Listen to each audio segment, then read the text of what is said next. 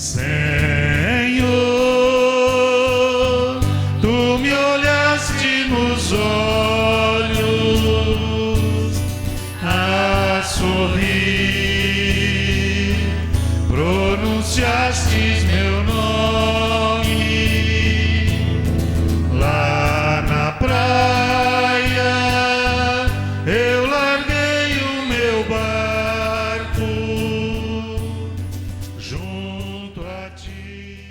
Caro colega do Anuar, caros ministros, cantores, caros apóstolos da Divina Misericórdia. Pois estamos aqui então hoje celebrando o dia seguinte da abertura da campanha da fraternidade deste ano, abertura da Quaresma, que para nós sempre é um período como que entrar no retiro, em que nós refletimos mais profundamente sobre a transitoriedade desta vida. E quando a gente começa a pensar, né, do Anuar já com 62 anos, né, a gente vai ficando cada vez mais velho e rapidamente. Meu Deus, eu me recordo, a impressão que eu tenho, assim, que eu ainda sou seminarista, no máximo, mas eu já estou com 64 anos também, né, e o tempo corre muito velozmente, né, e nós deveríamos aspirar à eternidade, mas a gente fica com o pé atrás quando fala em morte, né? Por amor de Deus, fique longe a ideia, né? A gente quer viver. Na verdade, o pós-morte é viver em mais plenitude, engraçado isso, né? Só que sempre você tem esse sentimento no fundo da alma que ainda a gente não está preparado. Ainda falta dar mais, né? Ainda nós temos que superar muitos vícios, muita coisa errada que a gente continua fazendo, praticando na vida. Quando vê, pum, já estamos pecando de novo, né? Estamos fazendo coisas erradas, mesmo que desejemos sempre fazer o bem, mas o mal também nos acompanha. Isso nós ouvimos justamente na primeira leitura do Deuteronômio, né? E Moisés está ali, com o povão, no meio do deserto, e fala ao povo: olha, eu escolhi a vida, a felicidade, a morte e a desgraça. Agora, daí ele descreve, mas como? O povo escolher a morte, escolher a desgraça? Claro, fazem parte de nossa vida. A vida, meu Deus do céu, quem não quer viver em plenitude, né? Quem não quer viver na alegria? Aí ele diz ao povo que quem observar os mandamentos de Deus, esse sim vai planificando a sua vida. Ou seja, quem observa os preceitos, porque se trata justamente ali onde aconteceu esse símbolo todo das tábuas da lei, das quais Jesus sempre falava. Ele sempre voltava a falar dos preceitos, né? Quem cumprir os meus preceitos terá um lugar na eternidade. E nós, assim, em geral, quando ouvimos falar em leis, nós já ficamos meio tremendo, né? Nós temos ojeriza leis, porque temos demais leis e que são pouco observadas.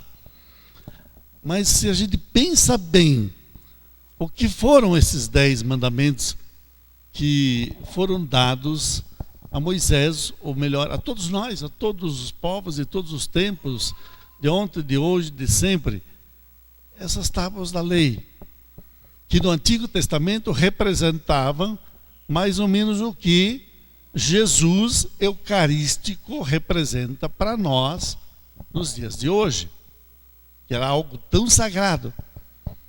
E se pensamos bem, pois é, vejam, o que são as leis, os mandamentos, no caso, os 10 mandamentos? Cada mandamento, ele nos dá um caminho. Amar a Deus sobre todas as coisas. Ou seja, fazermos sempre de novo a escolha de Deus como o valor número 1 de nossa vida. não tomar seu santo nome em vão. Quer dizer, não falar besteira por aí. E depois observar o domingo, dias santos de guarda, e vai mandamento por mandamento. E cada mandamento é um caminho. É um caminho que nos abre assim, como Jesus fala, o caminho do paraíso, que na verdade é estreito, mas é o caminho seguro pelo qual podemos ir com os olhos fechados, se quisermos, porque são ofertas de Deus, caminhos de Deus, e nos levam à perfeição. Enquanto isso, como eu disse, muitas vezes as leis nos perturbam, né? Porque em geral temos demais leis por aí do nosso governo, do Brasil e por aí afora, tanta lei, e pouca observância da lei, que às vezes nos enoja.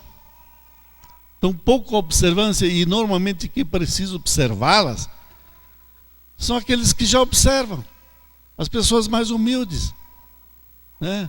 Os pequenos observam. Então, Jesus, aliás, Deus propõe isso a Moisés, Moisés propõe isso ao povo no Antigo Testamento, e assim foram aprendendo a temer a Deus, a, mais do que isso, a amar a Deus sobre todas as coisas ao longo de sua caminhada. E também ele ensinava que para ser fiel a Deus, na observância das leis, é preciso abandonar os ídolos, os deuses falsos. Se a gente pensa um pouco, né? Sempre nós temos uns ídolozinhos assim na vida, né? Os ídolos, um jogador de futebol, sei lá. Claro, na normalidade é bom, é algo sadio. Mas quando se torna fanatismo, quando as pessoas enlouquecem, assim, por pessoas, maldito o homem que confia no homem, diria Jesus, né?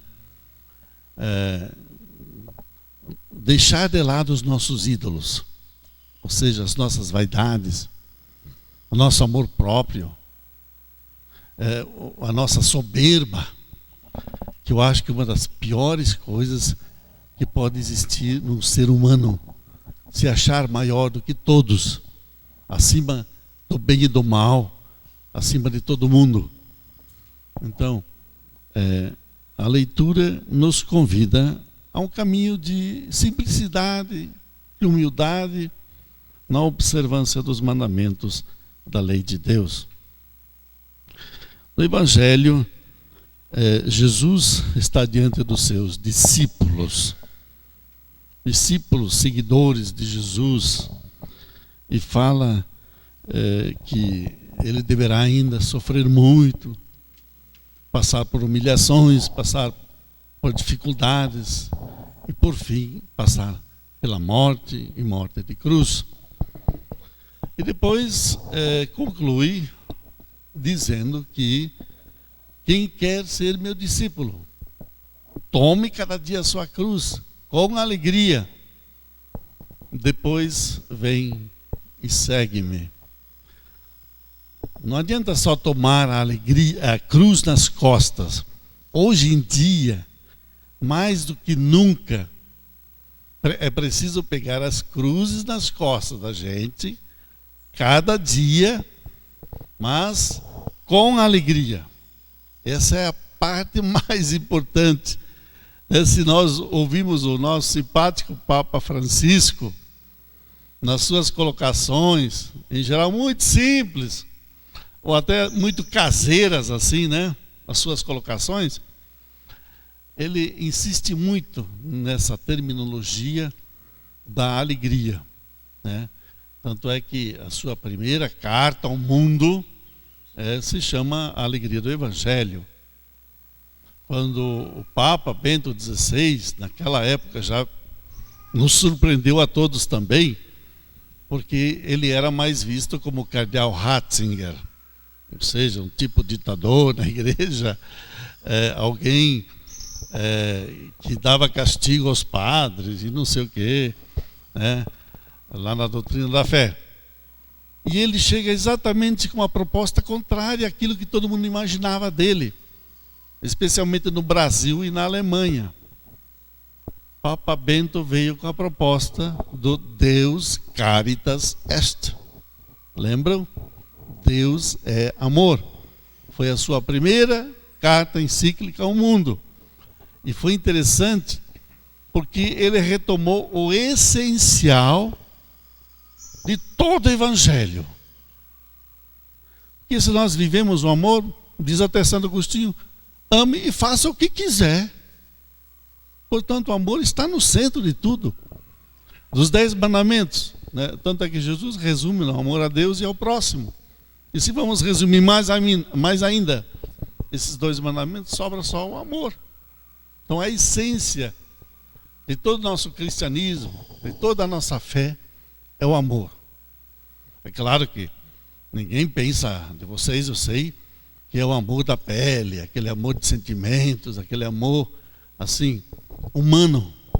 Mas é o amor que contém dentro de si automaticamente o dar a vida pelo próximo, né? O amar a Deus e amar o próximo, dando a vida por ele, não julgando ninguém, aceitar as pessoas como elas são, bonitas, feias, altas, magras, negras, brancas, amarelas, e sempre pensar que nessa pessoa, naquela outra, seja quem for, é Jesus, e basta. Imagine se todo mundo de repente pensasse assim, e não só pensasse, observasse assim, o mundo seria uma maravilha, ou seja, seria já o céu na terra mesmo, porque estaríamos vivendo realmente o mais importante, e o que nos faz bem a todos nós.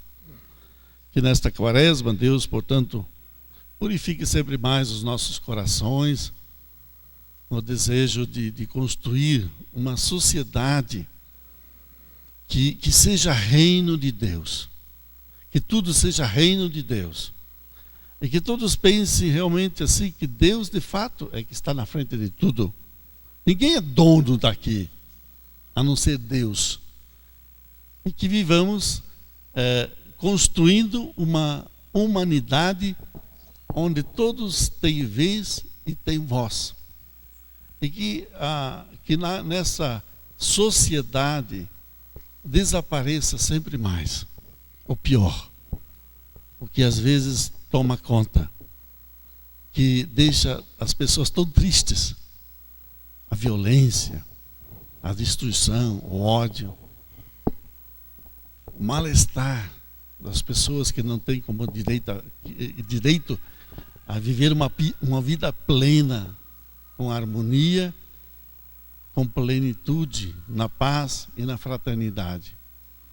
Então que a Quaresma nos ajude a construir uma sociedade moderna, assim chamada, mas onde Deus esteja na frente de tudo, onde nós saberemos nos colocar no nosso verdadeiro lugar, para que haja mais paz, mais fraternidade e amor. Louvado seja nosso Senhor Jesus Cristo.